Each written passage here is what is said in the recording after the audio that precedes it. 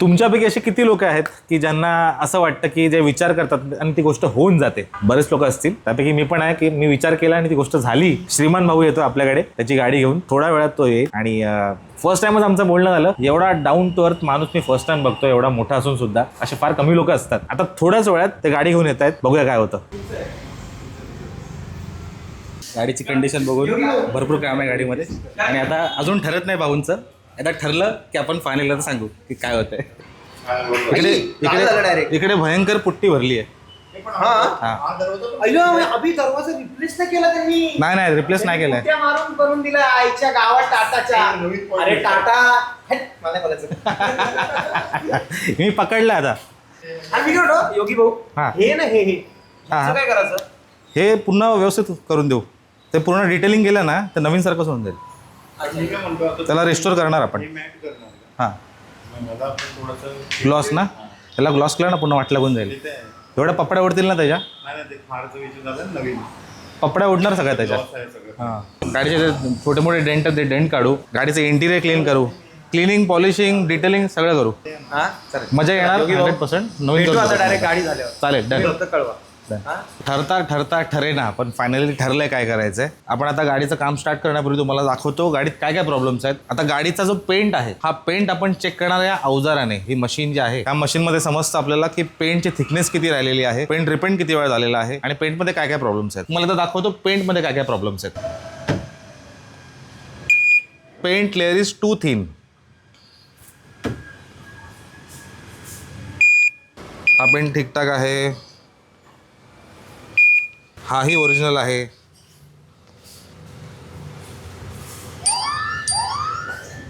आणि सायरन वाजवलाय. आता हा जो पॅनल आहे हा कम्प्लीट रिपेंट पॅनल आहे आणि इकडे लांबी पुट्टी भरलेली आहे आणि त्यामुळे इकडचा पेंटवरती भरपूर सारे प्रॉब्लेम्स येणार आहेत इन फ्युचर. सो प्रत्येक पॅनलवरती काय ना काय वेगळं आहे आणि स्क्रॅचेस वॉलमार्क्स खूप जास्त आहेत. हा बघा 54 म्हणजे खूप जास्त पेंट थिन झाला इकडे. ओव्हरऑल कंडिशन बघितली तर गाडीचा प्रत्येक पॅनलवरती पेंट खूप कमी झालेला आहे.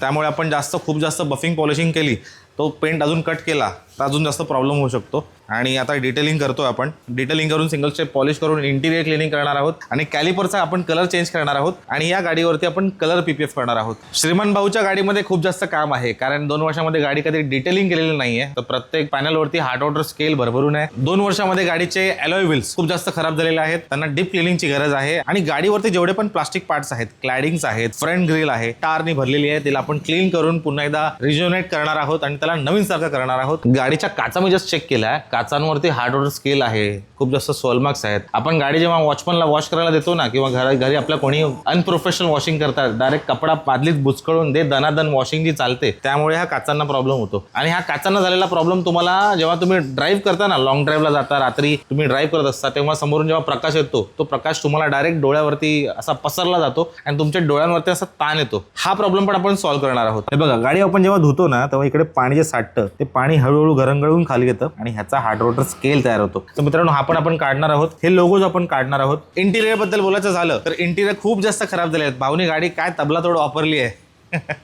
काय टेन्शन नाही, आम्ही आहे. तर त्यामुळे आपण ते इंटिरियर्स पण एकदम चकाचक करणार आहोत आणि त्याची प्रोसेस ऑलरेडी सुरू झालेली आहे.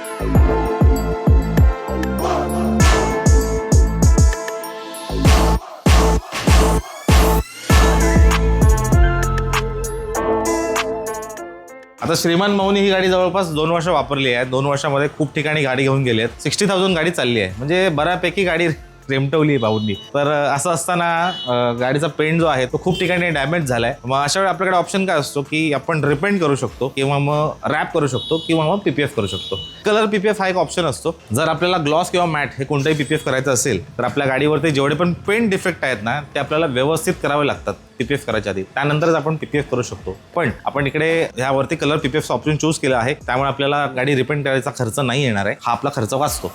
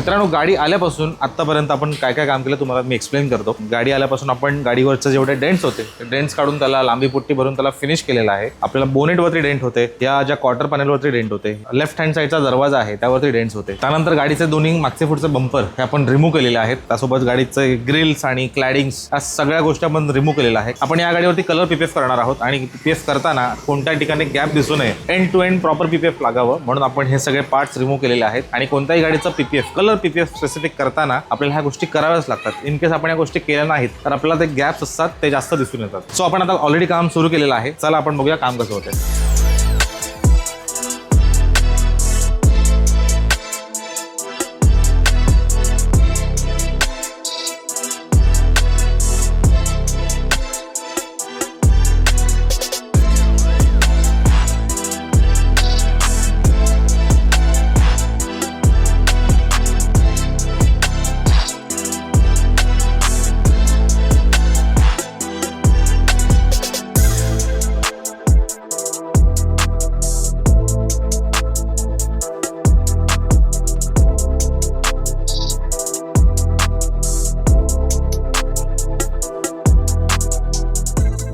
मित्रांनो, एक्साइटमेंट खूप आहे. गाडीचं काम 70-80% झालंय. आपण गाडी आज रिव्हील करत नाहीये, गाडी आपण नेक्स्ट व्हिडिओमध्ये रिव्हील करणार आहे. तोपर्यंत तुम्हाला एक काम करायचं आहे, सबस्क्राईब बटन प्रेस करायचं आहे, बेल आयकॉन दाबायचं आहे, कारण जेव्हा आपण नेक्स्ट व्हिडिओ टाकू तेव्हा तुम्हाला ऑटोमॅटिकली त्याचं नोटिफिकेशन जाईल. मित्रांनो, जर तुम्ही सबस्क्राईब केलं नसेल तर लवकरात लवकर सबस्क्राईब करा. तुम्ही हा व्हिडिओ पूर्ण बघितला त्याबद्दल तुमचे खूप खूप आभार. बघत राहा detailing Yogi. Thank you so much.